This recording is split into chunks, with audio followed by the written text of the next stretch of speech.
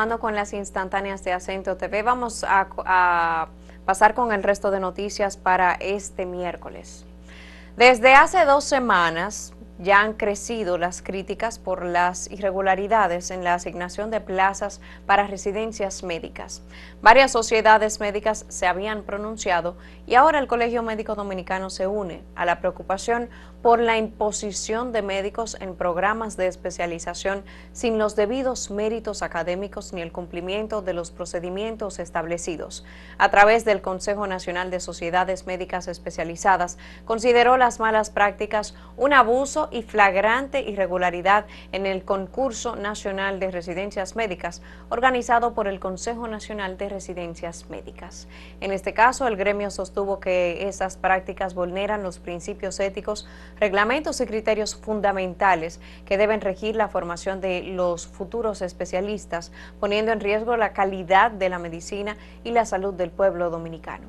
En el proceso del concurso intervienen múltiples instituciones, además del Consejo Nacional de Residencias Médicas, que son el Ministerio de Educación Superior, Ciencia y Tecnología, MESID, el Colegio Médico Dominicano, la Universidad Autónoma de Santo Domingo, el Servicio Nacional de Salud y el Ministerio de Defensa.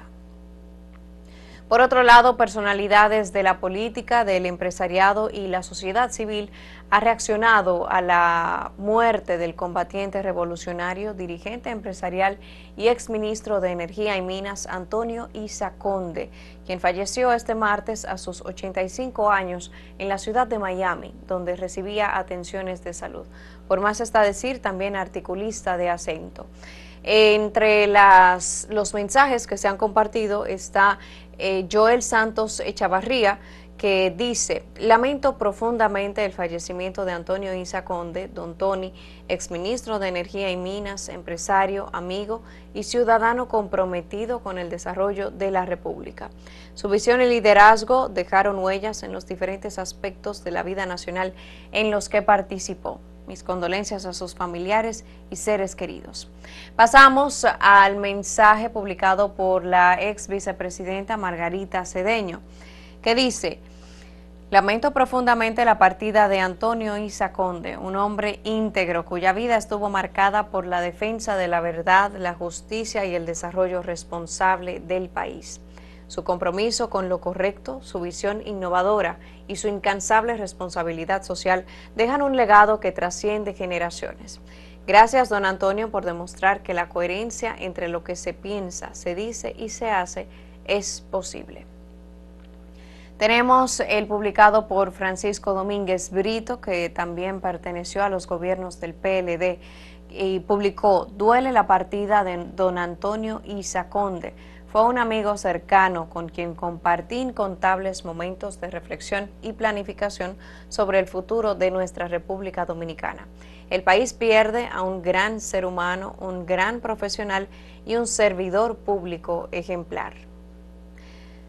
También está la publicación de Carlos Amarante Baret, que es del ámbito político, también ha pertenecido al PLD y compartió el mensaje: nunca renunció a sus ideales de justicia social, a su idea de un país más democrático y una sociedad más justa.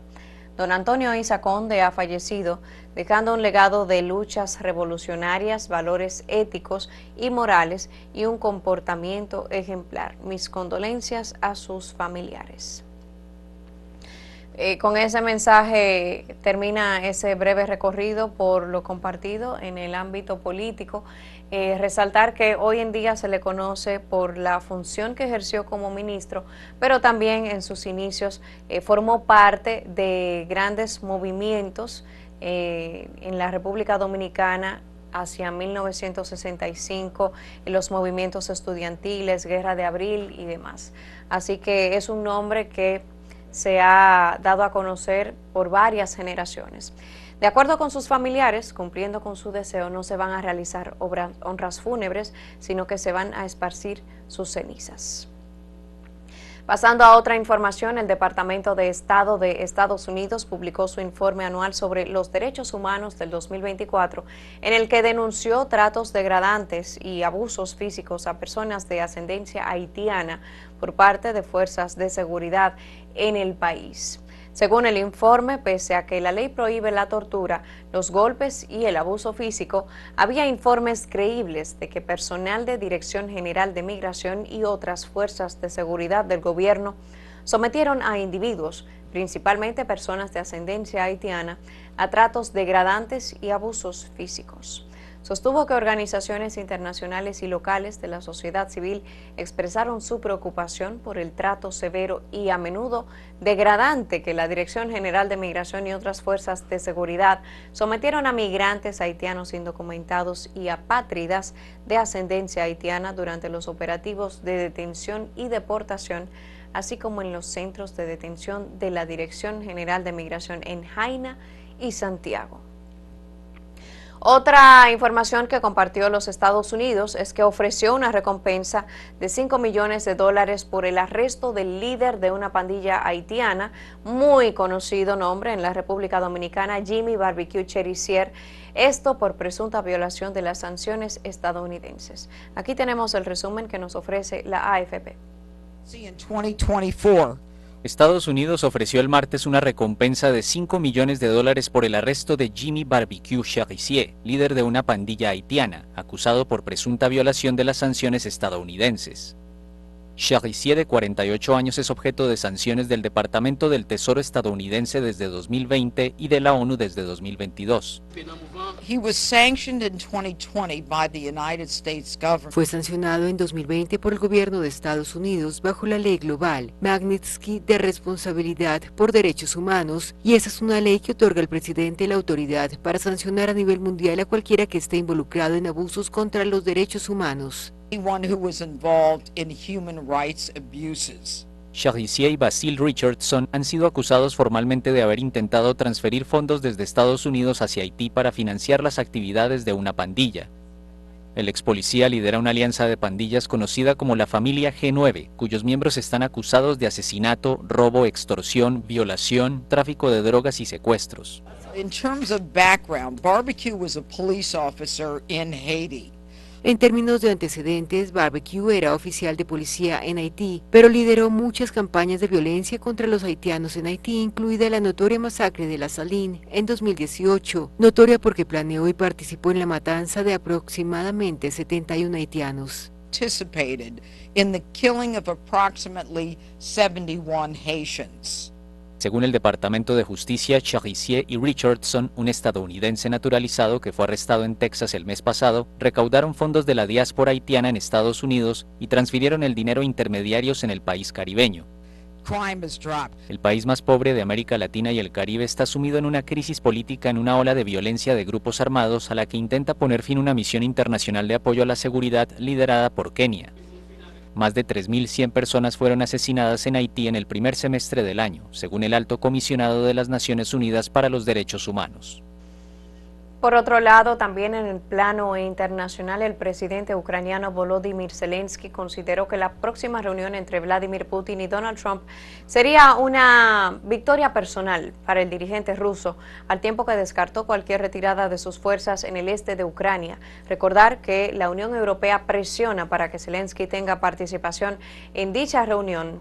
Y tenemos los detalles que ha recopilado nuestro aliado, la AFP. El presidente ucraniano Volodymyr Zelensky consideró el martes que la próxima reunión entre Vladimir Putin y Donald Trump es una victoria personal para el dirigente ruso, al tiempo que descartó cualquier retirada de sus fuerzas en la región del Donbass, en el este de Ucrania. Zelensky confirmó a la prensa que grupos de soldados rusos lograron avanzar unos 10 kilómetros en algunos sectores del frente, pero aseguró que serían destruidos. Estos avances hacen temer una ventaja del Kremlin antes de la esperada cumbre en Alaska entre Putin y su homólogo estadounidense, que tienen previsto conversar sobre una posible solución al conflicto. Una de las soluciones mencionadas por Estados Unidos, sin más detalles, sería un intercambio de territorios entre los dos países, una propuesta rechazada por Kiev y sus aliados europeos. El jefe de la diplomacia estadounidense Marco Rubio y su homólogo ruso Sergei Lavrov mantuvieron el martes una conversación telefónica para discutir la preparación de la cumbre, algo que confirmó Moscú y también la portavoz del Departamento de Estado en Washington. Más temprano, Rubio aseguró en una radio estadounidense que para Trump este encuentro con Putin no es una concesión. Por su lado, la portavoz del presidente estadounidense Caroline Leavitt indicó que la cumbre se celebraría en Anchorage, la principal ciudad de Alaska. Creo que esto es un ejercicio de escucha para el presidente. Mira, solo una parte involucrada en esta guerra estará presente y esto es para que el presidente vaya y obtenga nuevamente una comprensión más sólida y mejor de cómo podemos con suerte poner fin a esta guerra. Leavitt informó que Trump esperaba que se realizara posteriormente un encuentro entre las tres partes, incluyendo entonces a Zelensky. Para terminar, el primer ministro israelí Benjamin Netanyahu afirmó el día de ayer que su país va a permitir que los palestinos salgan de la Franja de Gaza mientras el ejército se prepara para una ofensiva más amplia en el territorio. A continuación vemos el informe. El primer ministro israelí Benjamin Netanyahu permitirá que los palestinos salgan de la Franja de Gaza mientras el ejército se prepara para una ofensiva más amplia en el territorio. Así lo aseguró durante una entrevista en el canal I-24 News. Brindarles la oportunidad de irse, ante todo, de abandonar las zonas de combate y en general salir de la franja, si así lo desean. Permitiremos esto ante todo dentro de Gaza durante los combates y ciertamente también les permitiremos abandonar Gaza. En la Franja de Gaza, Israel lleva años controlando estrictamente las fronteras e impidiendo a muchos salir del territorio. En este caso, Netanyahu aclaró que los palestinos no están siendo expulsados y adelantó que están hablando con posibles anfitriones sin dar más detalles. Los llamamientos para reasentar a los habitantes de Gaza fuera del territorio devastado por la guerra han suscitado preocupación entre los palestinos y la condena de la comunidad internacional. Mientras tanto, dos fuentes palestinas declararon que una delegación de Hamás llegaría al Cairo para conversar con los mediadores. Qatar, Egipto y Estados Unidos intentan encontrar una salida a la guerra. En un nuevo intento de relanzar la diplomacia, el canciller egipcio Bader Abdulati aseguró que están trabajando muy arduamente con los cataríes y estadounidenses. Our main objective is to go back to the original proposal. Nuestro objetivo principal es regresar a la propuesta original de tener un alto el fuego por 60 días y con la liberación de algunos rehenes y algunos detenidos palestinos, así como el flujo de asistencia humanitaria y médica hacia Gaza sin condiciones, sin restricciones.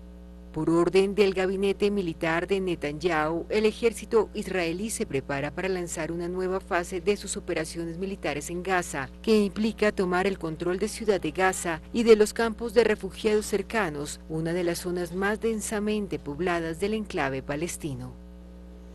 Ya terminamos con el informe que hemos recopilado para ustedes en las instantáneas de Acento TV, siempre invitándoles a abundar en acento.com.do y a seguir Acento Diario en las redes sociales. Soy Nicole Espejo, siempre un placer informarles. Que pasen feliz resto de la tarde.